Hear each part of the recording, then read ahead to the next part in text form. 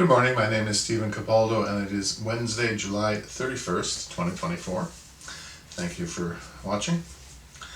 Today I'm going to talk about the coming election and different things, and I wanted to kind of focus in a bit on Trump, what he has said and what he has done, and are there reasons to think that he would change, now, compared to what he did before, and go over some of the things that really are problematic where he's concerned.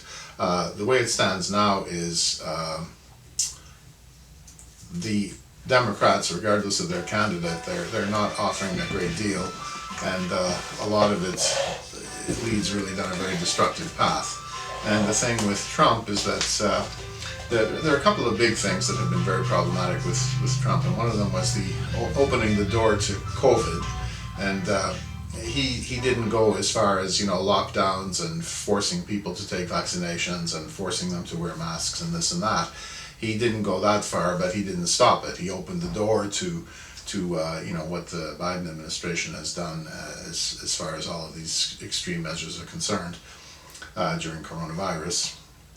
And so the thing is, if there's a second pandemic being planned, is it going to be any better this time? And so that's really one of the big concerns, where Trump is concerned, is that opening the door to COVID, and he would tell you that that was a strategy, and a lot of people were scared, and there had to be something made available for them, and you don't force them to do anything, but you make things available. So he would make the case that fewer people died doing it his way than doing it Biden's way. And then the other thing with Trump is the whole handling of Israel and the whole Zionist strategy or whatever. I mean, seeming to just kind of roll over and do whatever Israel wants. And now we can see, what Israel, the Zionist state of Israel, not the people. It doesn't have to do with the people. It doesn't have to do with Israelis or Jewish people or anything like that. I feel sorry for them to have such a bad government, but it really has to do with the government and what the government is bent on doing, and in particular the leader, who seems bent on annihilating a whole group of people. And that it won't stop there. It seems like whenever the discussion comes up, is there a desire for a negotiated settlement? The current leader of Israel just doesn't seem to be interested.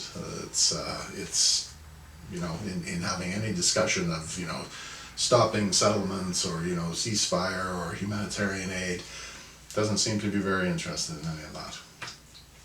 But what the appearances are, and I think more than the appearances, the reality is that Trump has really indulged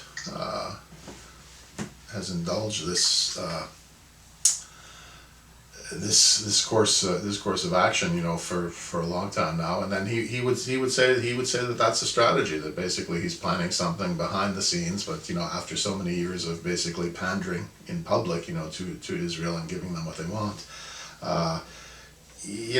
What does the future hold? These are the two big areas of concern, and it's very difficult to combat the Zionist government of Israel, because they have a number of strategies that and measures that they've taken that have been very effective, and as has been taught and pointed out by a number of people. One thing that the Zionists are very good at doing is playing the anti-Semitic card. It comes almost to the point where you would rather be accused of murder or, rape or hurting children or something like that than to be accused of being an anti-Semite, because this attack, this accusation is very skillfully used for anybody who says anything that is critical of the Zionist state of Israel. And of course the issue is not Semitism. We should love Jews and Arabs. And no matter what their background is, no matter where they came from, we should love both. All of the Semitic people, which are basically Jews and Arabs, we should love them all. That's not really the point. The point is, what is the Zionist state of Israel doing? But once you cross that line and you start talking about the Zionist state of Israel, all of a sudden you're hit with that broad brushstroke, of, oh well, now you're being anti-Semitic. No, that's deliberate. That's a deliberate method of communication of the other side, of the Antichrist side, of the side that is not of Christ, the side that is not of God. This is one thing that we'll say Satan or Lucifer is very good at, is distorting reality. And so we have a clear-cut case of that, is that people are trying to make a legitimate point, and it is deliberately distorted and turned into something that it isn't. And how many times have you seen that, when you've tried to communicate truth to people, and they just, they don't want to hear it, they just want to deliberately make it into something that it isn't, like a conspiracy theory or this and that. And the conspiracy theory, like they've been saying now for a while, is that the difference between the conspiracy theory and reality is about 6 months. Well, that's kind of the way it seems, is that these ideas that seem very far-fetched, going back to the origins of 9/11 and even further than that, things that seemed like conspiracies for a long time and really had most of us fooled for a long time. Now those things are emerging as reality, as things that really happened, and how 9/11 was done, and the so-called war on terror leading to this culture of permanent warfare that the U.S. government has seemed to be embarking on. All of this is basically to please a certain side. And now the danger, I think, now is that, Trump has been saying, no more wars, I'll end the war in Ukraine, and the war in the Middle East is going to end, or Gaza is going to end, the Israelis have to end it. But then what's next? We hear some saber rattling now about going after Iran. Is that just going to be the next war? Okay, so maybe Trump or somebody else ends other wars, but then the military-industrial establishment will perhaps not be satisfied with that, and there will have to be other wars, and the next likely war is Iran. And Iran has... Iran, the people everywhere, basically people are okay, their governments are not always very good. So you could just say Iran is another one of these countries with a government that, the people don't always like and doesn't always do good for the people and this and that. But at the same time, going to war against Iran is just another way of trying to appease the Zionist movement. And Iran has, they've said some very interesting things, official spokespersons of the government have said some very interesting things about what's going on at the Paris Olympics with all of this, mocking of the Last Supper and this type of thing. And Iran is by no means a Christian country. There are Christians and there are Jews, but it's mostly a Shiite Muslim country. But some of their official people have said, look, those of you that are Christians, you should be speaking out against this. This is really an outrage, what is being done to this prophet whom we respect. We may not view it the same way as people of the Christian faith or religion view him, but this is someone who should not be treated like this. And those of you of the Christian background, you should be speaking out against this. And this is coming from Iran. Now you could say, well, it's just cynical politics. Okay, but let's see what happens now. We're so happy to believe everything that one side says and just say whatever another side says. It just poo-poo. It couldn't possibly be true. We're so happy to listen to what Ukraine has to say, but then what Russia has to say, we don't want to hear it. We don't want to listen in any way to what the other party has to say. So I think it's just a matter of time. We'll just have to wait and see. So anyway, the anti-Semitism card and the Anti-Defamation League, their activities, and you can look up a lot of things about them. That's one aspect of of warfare, what's sometimes called irregular warfare that the Israelis use. And recruiting the neocons, the neocons, and if you want to get back to the Trump administration, the neocons, people like Pompeo and Bolton and people like that, they did an awful lot of harm to the Trump administration, and they really kind of derailed him from, what he was trying to do. And the neocons I think now that they're kind of panicking because they're discredited. Most of the people, whatever party it doesn't matter what party they think they identify themselves with. I think that more and more ordinary people see these people as permanent warmongers and basically don't want anything to do with them. They don't want these people around. They don't want them making policy. And I think that it's not that, I don't know whether or not you would call them conservatives or neoconservatives or any kind of conservative, but I think their thing is war. Their thing is to feed the military-industrial complex, and this makes them kind of the puppets of this movement of Zionism. And another organization that's very important in U.S. politics, its influence may be declining a little bit now as people get wise to them. It's AIPAC,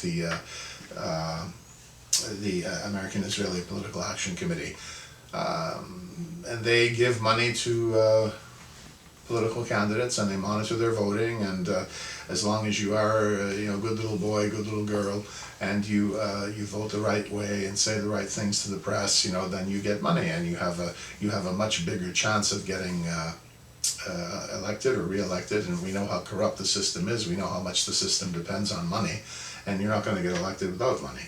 And so most of the U.S. Congress, and some of them now, there are a number of them that did not attend the Netanyahu speech, and that's a good thing.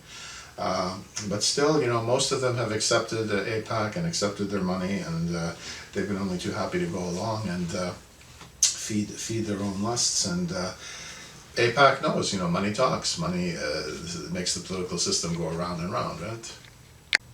Without it, you don't get elected. So AIPAC has used this very skillfully. And then ISIS, fighting ISIS. Now, who is ISIS? Who's behind ISIS? You can do your homework on that. And then another thing is getting people to go to this island, this Epstein-Maxwell island, getting involved with NXIVM and things like that.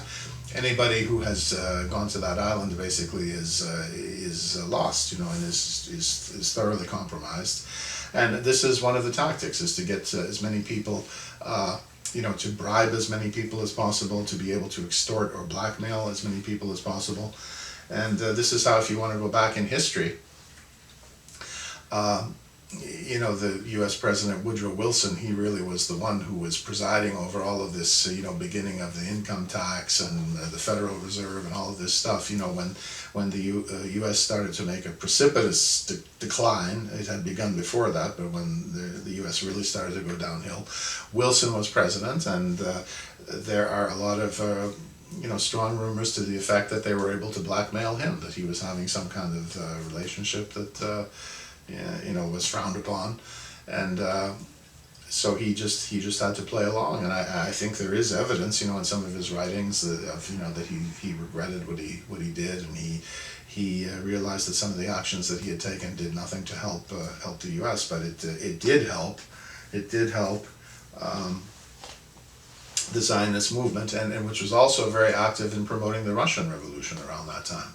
The Russian Revolution of 1917 was actively promoted by international socialist revolutionaries who really had no organic connection to Russia. Russia was basically rural and poor and kind of peasants, not too much of an industrial base, which the industrial base really would have been kind of the foundation of Marxism, which would be the ideology of an international socialist revolution. This was lacking in Russia, and yet this group of people who were, in fact, Zionists, they were able to penetrate, and they were able to establish control over Russia for over 70 years. And of course, since that ended, the Soviet Union existed from 1917 to 1991, and after it ended, since that time, Russia has been trying to, I don't know if reinvent is the right word, but rediscover, who it really is, because there was, before, if you look at the history of Russia, it was the Rurik dynasty, and then it was time of trouble, and then the Romanov dynasty until 1917. And then the Socialist Revolution in the Soviet Union until 1991, and then there was a transition period of Yeltsin, and then since 99 or 2000 it's been pretty much Putin, and Medvedev was in there for a while, and he's very kind of prominent behind the scenes. You know, he's an important person behind the scenes, and he was actually president for a few years when it wasn't Putin. But this has been a period of trying to redefine and rediscover what they really are.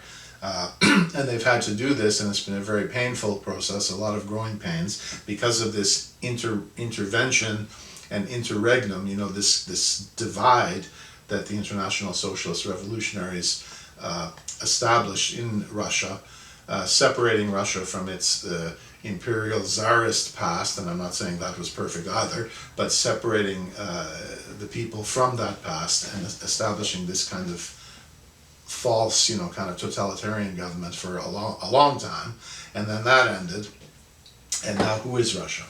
And I think now Russia is one of the countries that's becoming richer, becoming stronger, and they're bringing a lot of other people with them.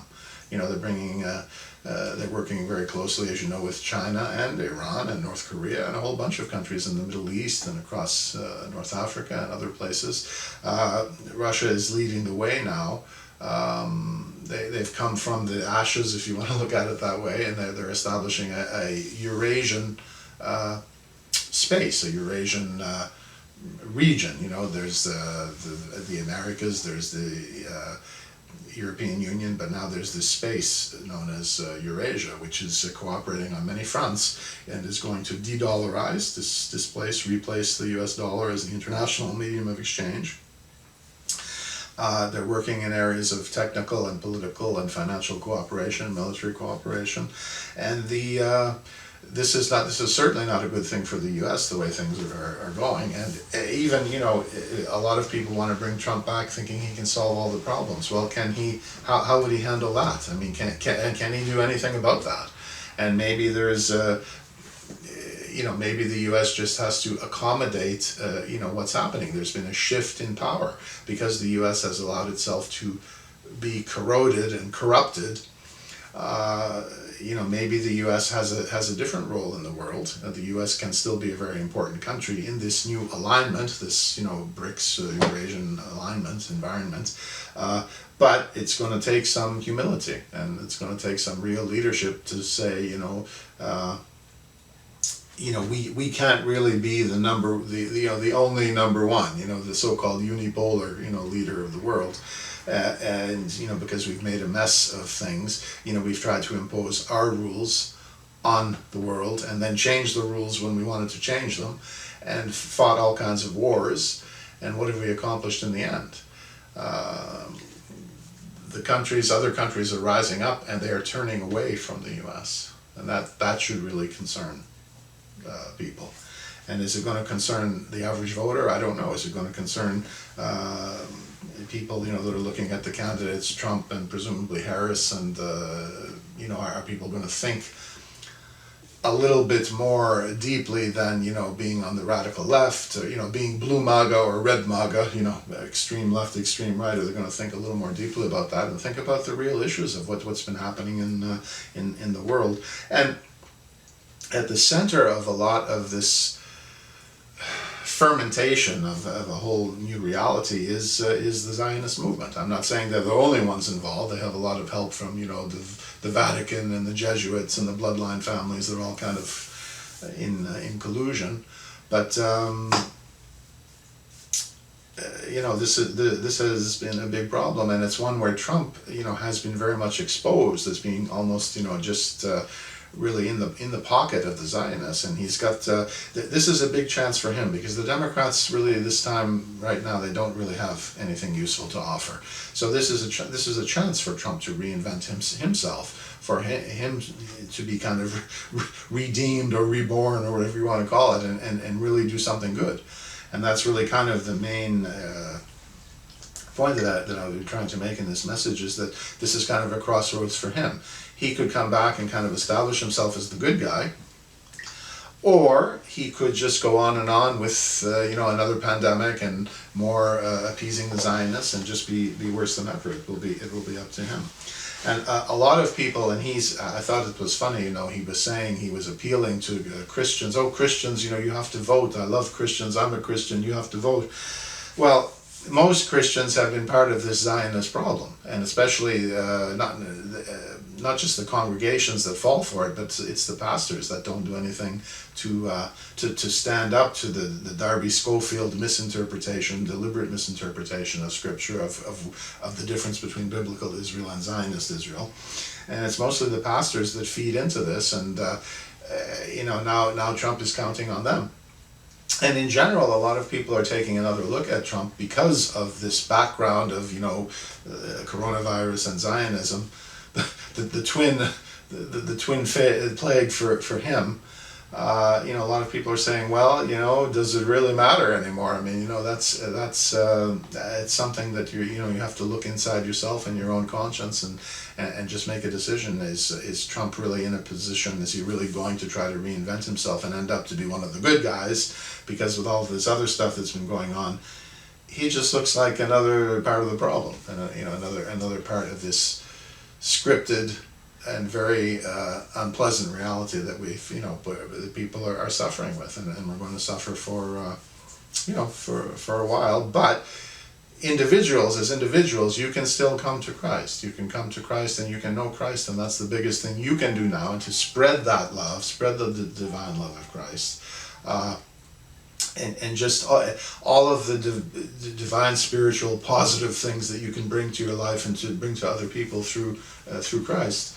The better it will be for you, the more influence it will have on you and the impact on the environment, because that's really, the earth is changing, and we're going to make a transition from old earth to new earth. You don't want to get stuck in a place that is old earth. You want to be part of the new earth, right?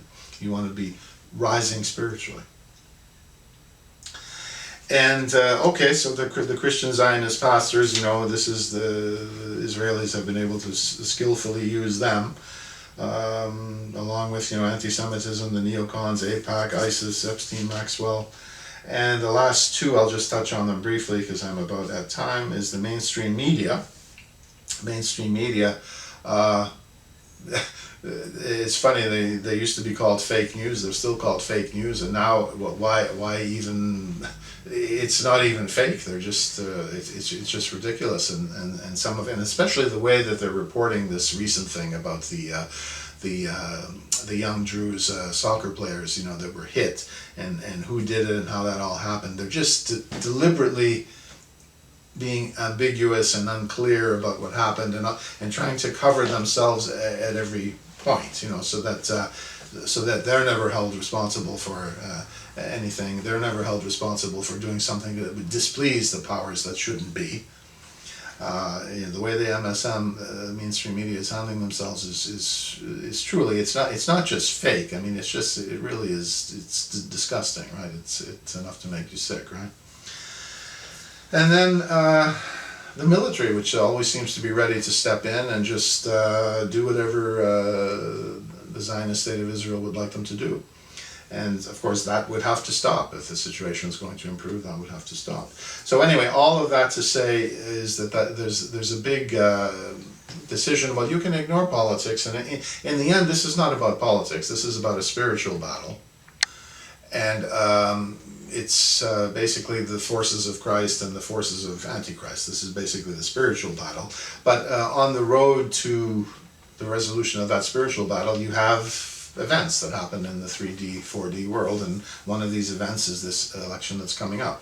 And to me, that's the big issue that people need to resolve on an individual basis and with God, is what are the odds? I mean, if you go with the Democrats, what do you get? If you go with the Republicans, if you go with presumably Harris, what do you get? If you go with Trump, what do you get? And we know the disadvantages of both. Do you take a chance on one of them, that there's the possibility of reinventing or redemption? And I don't know. That's a personal decision that people have to make. And so anyway, I'll leave it at that, and thank you for listening, and I'll talk to you soon. Bye for now.